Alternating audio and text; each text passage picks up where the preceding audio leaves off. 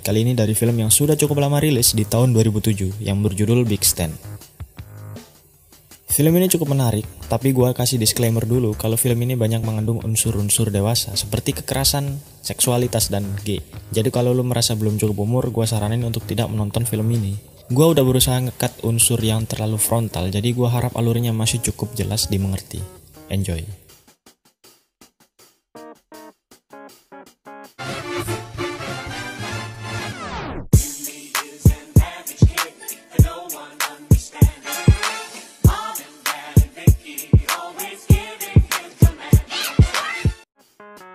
Scene dibuka oleh sebuah diskusi antara seorang pria yang menawarkan sebuah properti kepada seorang nenek tua.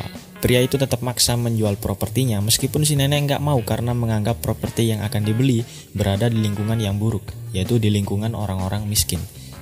Tapi hampir saja deal dengan tawar-menawarnya, tiba-tiba ada polisi datang untuk menangkap pria itu, yang namanya Stan Minton, atas dasar tuduhan penipuan tingkat 1. Saat di pengadilan, Stan divonis bersalah dan keputusan hukuman akan diberikan keesokan harinya. Stan akhirnya menyalahkan pengacaranya yang dianggap tidak becus menangani kasus dan menyuruhnya menyuap hakim. Tapi pengacara Stan ini nggak mau dan mengembalikannya kepada Stan. Kalau lu mau nyuap ya silahkan.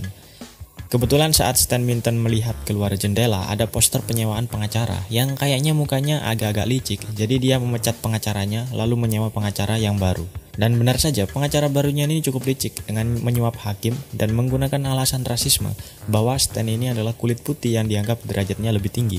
Alhasil hukuman tetap didapat 3 tahun penjara, tapi dengan penundaan 6 bulan.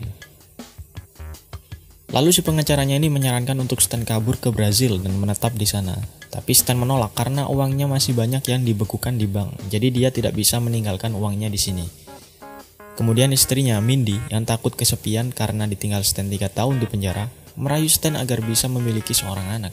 Tapi Stan gak setuju dengan alasan repot, jadi mereka akhirnya bertengkar kecil di sana. Karena pikirannya ini sudah tidak karuan dengan masalah yang ini yang itu, seperti biasa, laki-laki pasti lari ke bar dan minum-minum. Di sana Stan bertemu dan membayar seorang pria yang pernah berada di penjara untuk jadi teman ngobrol tentang bagaimana suasana penjara dan lain-lainnya. Pria ini mengatakan bahwa banyak pria gay di penjara yang menindas dan bahkan memainkan sesama pria, dan penjaga penjaranya tidak peduli sama sekali dengan apa yang dilakukan narapidananya.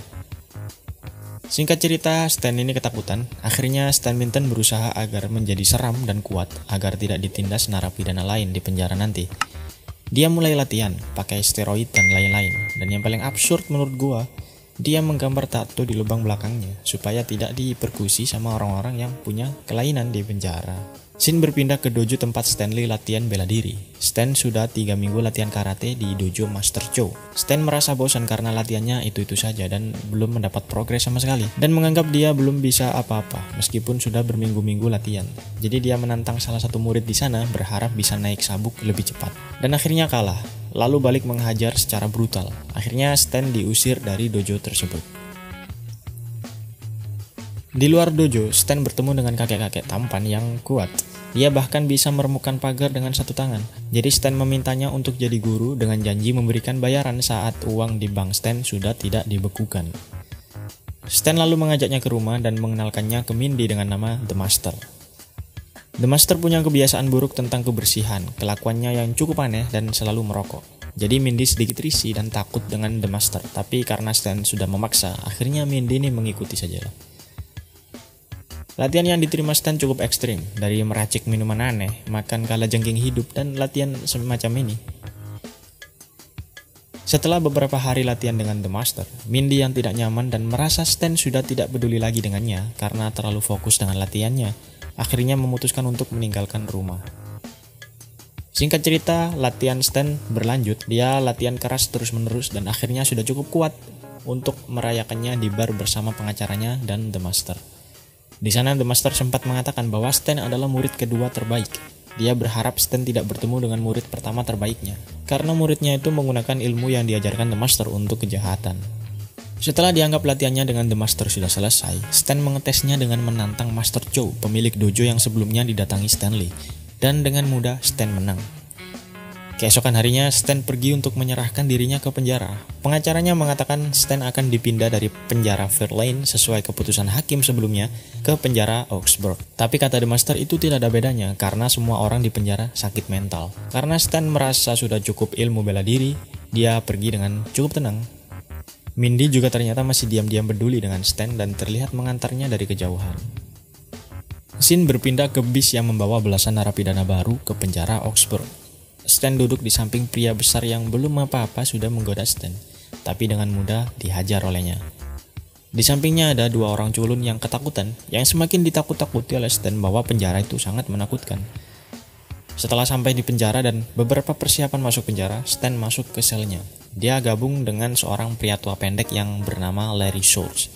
Stan bertanya pada Schultz siapa yang paling kuat di penjara. Lalu Schultz menyebutkan beberapa orang yang menjadi bos di sana. Ada Cleon, ketua geng kulit hitam, Juanito, ketua geng Meksiko. Lalu ada kelompok Nazi yang suka keroyokan, dan predator yang paling berbahaya dan paling cabul yaitu Big Raymond, yang saat itu terlihat sedang memainkan laki-laki culun yang datang bersama Stan di bis tadi. Stan dengan pede mencoba memperkenalkan diri ke seluruh narapidana dengan menantang Big Raymond dan membuat keributan. Dan seperti biasa jagoan dengan mudah menang. Dia juga sempat membuat masalah dengan masing-masing kelompok seperti kelompok Nazi dan geng Cleon. Tapi meskipun mereka mengeroyok Stanley, dia dengan mudah bisa menang dan bahkan mematahkan gigi Mas Cleon. Lalu kepala penjara yang melihat Stan sepertinya tertarik dan merencanakan sesuatu. Scene berpindah ke kantin penjara, di mana Stan sudah terkenal dan membuat semua narapidana di sana minggir. Lalu datang laki-laki culun yang sebelumnya hampir diperkusi Raymond. Berterima kasih kepada Stan. Di dalam selnya, Stan terlihat mencoba membuat macam-macam senjata dari barang-barang di sana sebelum dia dipanggil oleh kepala penjara ke kantornya. Si kepala penjara ternyata sudah mengincar Stan agar bisa dipindahkan dari penjara Fairlane ke penjara Augsburg. Karena dia punya rencana untuk memanfaatkan tanah penjara yang cukup strategis menjadi sebuah properti megah. Dan dia mengincar Stan untuk membantu proyeknya karena Stan dianggap punya keahlian di bidang properti. Dengan iming-iming bisa mengurangi masa tahanan Stan menjadi hanya setahun. Karena pengurangannya cukup banyak, Stan setuju dan akhirnya menjelaskan macam-macam cara mengatur properti kepada kepala penjara. Scene berpindah ke kamar mandi penjara, di mana Peterson, ketua kelompok Nazi, mencoba untuk menghajar Stan. Tapi dengan mudah dikalahkan dengan senjata yang dibuat sebelumnya dengan sabun dan tali sepatu. Lalu masuk beberapa narapidana kekar yang akhirnya memainkan Peterson. Dan penjara seperti biasa sangat kacau sekali. Scene berpindah lagi ke kantor kepala penjara di mana Stan sudah mulai mengurus dokumen untuk proyeknya. Lalu kepala penjara datang dengan memperkenalkan seorang bernama Deng yang merupakan Dewan Penjara Gubernur. Stan mengatakan, apa seorang mafia dibiarkan menjadi Dewan Penjara Gubernur? Dia tahu Deng seorang mafia karena melihat tato di jari-jari tangannya. Deng tiba-tiba kaget dan seperti waspada kepada Stan. Deng adalah orang yang bekerja sama dengan kepala penjara untuk menggarap proyek itu. Tapi Stan lagi-lagi mengatakan kalau ada beberapa bagian kontrak Deng yang akan merugikan kepala penjara ke depannya.